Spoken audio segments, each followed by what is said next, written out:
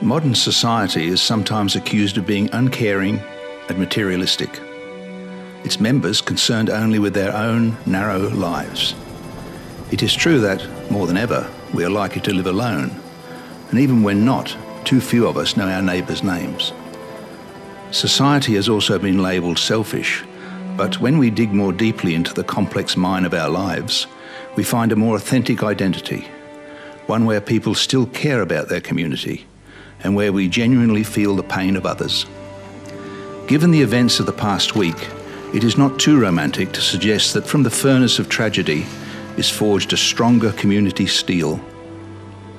For Queenslanders in the aftermath of these horrendous floods, that steel has emerged as a selfless community spirit, carried by an army of volunteers. The response to the call for volunteers has been as overwhelming as it is humbling. There is something very uplifting in watching hundreds of weary workers amble home from assembly points, clothing muddied, with brooms, buckets and spades in hand, tired but gratified and smiling that they have made a difference. It is a measure of Brisbane's community spirit, rising higher than any river could reach, that there were more volunteers than the buses could carry.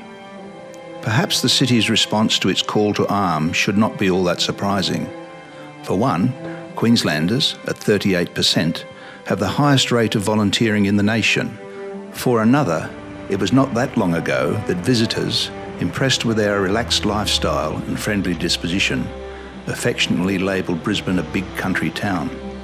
Yet even so, we have grown quickly. From a population of about 900,000 at the time of the 1974 floods to about 2 million today, Brisbane is now a truly international city. Its sheer size might be why we avoid eye contact on buses and trains, and why strangers' smiles and conversations are treated with caution. Perhaps this tragedy will prove a turning point in our cultural thinking.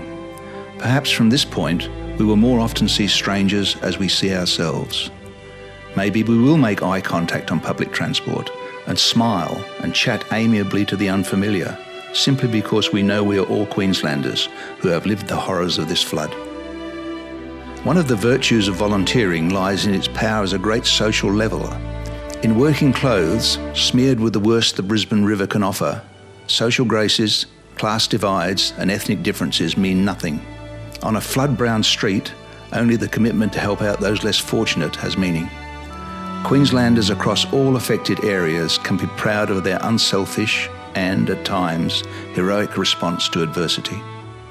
It's times like these that prove that our state is remarkable. Let us hope the spirit of generosity continues until all affected by floods are back on their feet, inspired by one of the greatest outpourings of fellowship that this state has ever witnessed.